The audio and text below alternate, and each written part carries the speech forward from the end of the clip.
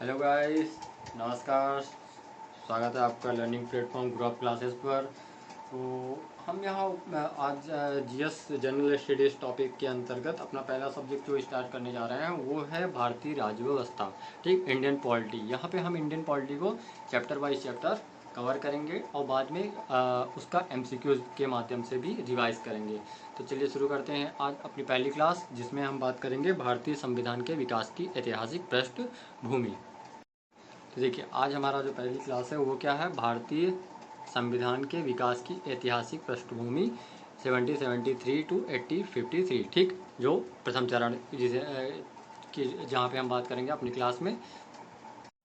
तो देखिए, अब जो ब्रिटिश 1773 से लेकर के 1947 तक जो ब्रिटिश सरकार द्वारा एक्ट पारित किए गए या कुछ कानून बनाए गए या नियम बनाए गए, वो दो चरणों में किए गए। ठीक, प्रथम चरण था कंपनी के शासन के अधीन, जब कंपनी का शासन था और कंपनी को नियंत्रित करने के लिए ब्रिटिश संसद द्वारा नियम बनाए गए।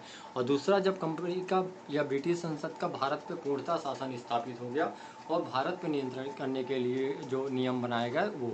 तो प्रथम दौर था 1773 से लेकर के 1857, और द्वितीय ब्रिटिश संसद के अधीन हम बोल सकते हैं प्रत्यक्ष शासन में 1858 से 1947। तो आज हम यहाँ अपने पहले लेक्चर में बात करेंगे कंपनी के शासन के अधीन जो अधिनियम बने 1773 से लेकर के 1857 के मध्य। तो चलिए शुरू करते हैं। तो देखिए, कंपनी के शासन के अधीन जो संवैधानिक विस्तार रहा या जो एक्ट पारित किया वो कौन कौन से थे। देखिए, पहला था रेगुलेटिंग एक्ट 1773, सेकंड था पिट्स इंडिया एक्ट 1784, थर्ड में आते हैं चार्टर एक्ट। तो देखिए, चार्टर एक्ट का जो क्रम था वो चार्टर एक्ट समय दर समय हर 20 वर्ष के अंतराल में जारी किए गए। जैसे देखिए 1793, फिर 1813, देन 1833 एंड देन 1853। तो ये चार चार्टर एक्ट पारित किए गए। ठीक, तो चलिए बात करते हैं हम फर्स्ट रेगुलेटिंग एक्ट 1773 के संदर्भ। तो देखिए, हमारा यहाँ पे जो एक्ट है वो पहला कौन सा एक्ट है, रेगुलेटिंग एक्ट 1773। ठीक, हम बात करेंगे रेगुलेटिंग एक्ट 1773 में किए गए प्रावधानों के संदर्भ में। उसमें देखिए कौन से प्रावधान किए गए हैं कि पहला तो यहाँ पे कंपनी के कार्यों को नियमित और नियंत्रित किया गया। ठीक, क्या हुआ कि जब बक्सर का युद्ध हुआ 1764 में कंपनी द्वारा जीत लिए जाने के बाद कंपनी को कुछ क्षेत्रों के राजस्व वसूली का अधिकार मिल गया, जैसे बंगाल, बिहार, उड़ीसा के। ठीक, तो अब उस कंपनी पे नियंत्रण करना भी ज़रूरी हो गया। तो इसीलिए क्या किया गया कि ब्रिटिश संसद द्वारा कंपनी को, जो ब्रिटिश ईस्ट इंडिया कंपनी थे उसके कार्य थे उसको नियमित नियंत्रित किया गया। प्रशासनिक और राजनीतिक कार्यों को मान्यता प्रदान की गई कंपनी के। और भारत में केंद्रीय प्रशासन की शुरुआत हुई। केंद्रीय प्रशासन की शुरुआत का तात्पर्य क्या है कि देखिए, तीन प्रांत थे जो बड़े थे उस समय, बंगाल, मद्रास और बम्बई। ठीक, तो क्या किया गया कि जो मद्रास और बम्बई के गवर्नर थे उन्हें क्या किया गया, उन्हें बंगाल के गवर्नर जनरल के अधीन कर दिया गया। ठीक, तो अब क्या किया गया, एक तहत बंगाल के गवर्नर का पद नाम बंगाल का गवर्नर जनरल कर दिया गया और मद्रास और मुंबई प्रांत के गवर्नर को इनके अधीन कर दिया गया। ठीक, कलकत्ता में एक उच्चतम न्यायालय की स्थापना की गई कब, 1774 में, 1774 में कलकत्ता में एक उच्चतम न्यायालय की स्थापना की गई। ठीक, जिसमें 4 न्यायाधीश थे, एक मुख्य न्यायाधीश और 3 अन्य न्यायाधीश। ठीक, अब कंपनी के जो कर्मचारी थे उनके निजी व्यापार, भारतीयों से रिश्वत लेना और भारतीयों से उपहार लेने पर प्रतिबंध लगा दिया गया उन पर। और कंपनी पर नियंत्रण हेतु एक कोर्ट ऑफ डायरेक्टर्स COD, ठीक, कोर्ट ऑफ डायरेक्टर्स की नियुक्ति की गई।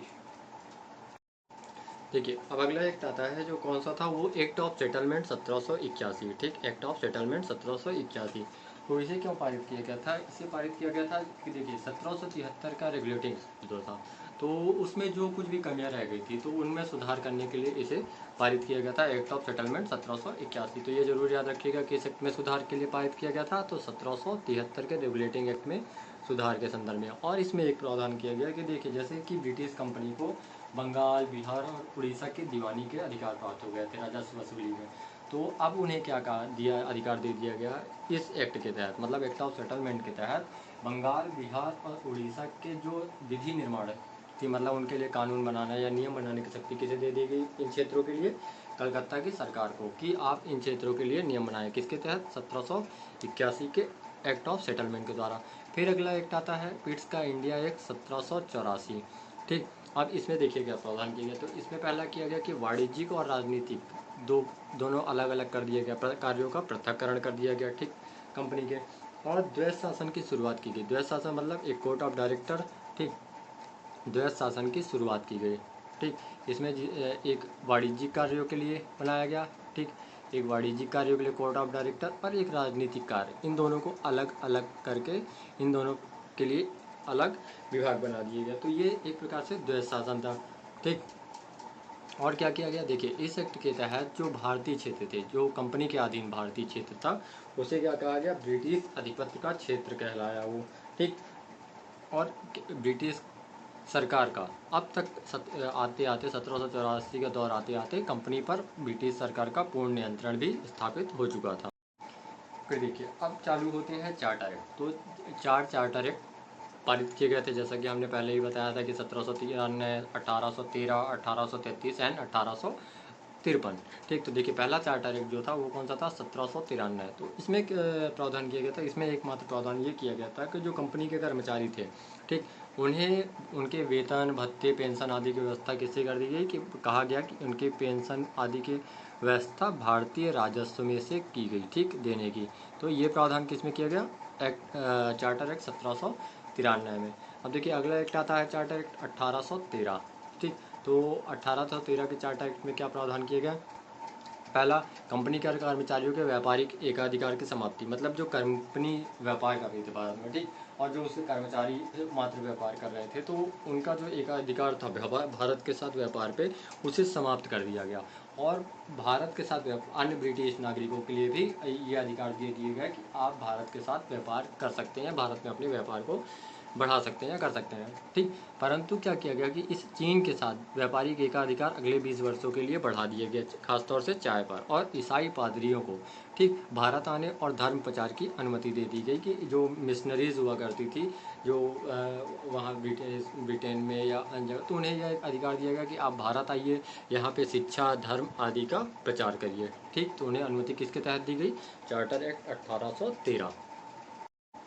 देखिए अगला हमारा जो चार्टर एक्ट की श्रेणी में आता है वो कौन सा है, चार्टर एक्ट 1833। ये प्रावधान है सारे चार्टर एक्ट 1833 में किए गए प्रावधान, ठीक। तो यहाँ पर सबसे पहला जो मुख्य था, जो याद रखने लायक है, जो क्वेश्चन पूछा भी जाता है, वो क्या है कि बंगाल के गवर्नर जनरल जो थे, ठीक, जो 1773 में जैसे बंगाल के जो गवर्नर थे उन्हें बंगाल का गवर्नर जनरल बना दिया गया। तो अब 1833 के चार्टर एक्ट के तहत क्या किया गया कि जो बंगाल के गवर्नर जनरल थे उनका पद नाम क्या कर दिया गया, भारत के गवर्नर जनरल, बंगाल से हटा करके क्या भारत का गवर्नर जनरल बना दिया गया। और भारत के गवर्नर जनरल कौन हुए प्रथम, तो वो थे लॉर्ड विलियम बेंटिक, ठीक, कौन थे, लॉर्ड विलियम बेंटिक प्रथम गवर्नर जनरल हुए। और जो बंगाल के प्रथम गवर्नर जनरल थे वो कौन थे, लॉर्ड वारेन हेस्टिंग। देखिए फिर क्या किया गया, अगर गवर्नर जनरल को संपूर्ण भारत के विधायी अधिकार दे दिए गए, मतलब अब ये अधिकार दे दिया गया कि अब जैसे उन्हें तो भारत का बना ही दिया गया, तो पूरे संपूर्ण भारतीय क्षेत्र का जहाँ पे ब्रिटिश शासन था उसके लिए विधि कानून नियम बनाने का अधिकार किसे दे दिया गया, गवर्नर जनरल को। फिर कंपनी के व्यापारिक अधिकार पूर्णतः आप समाप्त कर दिए गए, मतलब कंपनी जो व्यापार कर रही थी जैसे कि वो समाप्त कर दिया गया और उसे एक मात्र प्रशासनिक इकाई बनाकर रख दिया गया, प्रशासनिक इकाई बना दिया गया। मुंबई और मद्रास परिषदों की विधि निर्माण शक्ति को पूर्णतः खत्म कर दिया गया, ठीक। जो कुछ जैसे कि देखिए 1773 के एक्ट में बंगाल के अधीन कर दिया गया था मुंबई और मद्रास के गवर्नरों को, और कुछ शक्तियां जो उनके पास बची रह गई थी, ठीक, तो उसे भी 1833 के चार्टर एक्ट के तहत क्या किया गया, खत्म कर दिया गया और पूरे अधिकार दे दिए गए भारत के गवर्नर जनरल को। भारतीय कानूनों का वर्गीकरण कर दिया गया और इस कार्य के लिए विधि आयोग की नियुक्ति की गई, ठीक। तब 1833 में एक विधि आयोग का गठन किया गया।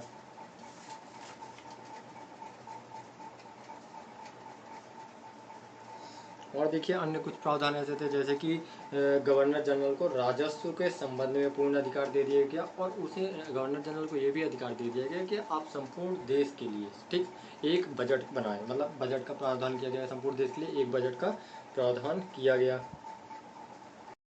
चलिए तो बात करते हैं लास्ट चार्टर एक्ट 1853, ठीक। और कंपनी के शासन के अधीन जो पारित किए गए नियम अधिनियम थे वो उनमें से ये लास्ट था चार्टर एक्ट 1853। तो इनमें देखिए क्या प्रावधान किया गया कि गवर्नर जनरल की परिषद के प्रशासनिक और विधायी कार्यों का पृथक्करण कर दिया गया, ठीक। कंपनी के महत्वपूर्ण पदों पर नियुक्ति होती क्या हुआ, प्रतियोगी परीक्षाओं की शुरुआत हुई। जो बड़े जैसे देखिए सिविल सेवा के से जो संबंधित पद थे, जो उच्च पद थे, उन पर क्या किया गया, जो भर्ती प्रक्रिया थी, जैसे पहले क्या था कंपनी के अधिकार क्षेत्र में था नियुक्ति का अधिकार, तो उसे किसे दे दिया गया, अब वो पदों को भरने के लिए प्रतियोगी परीक्षाओं की शुरुआत की गई, ठीक।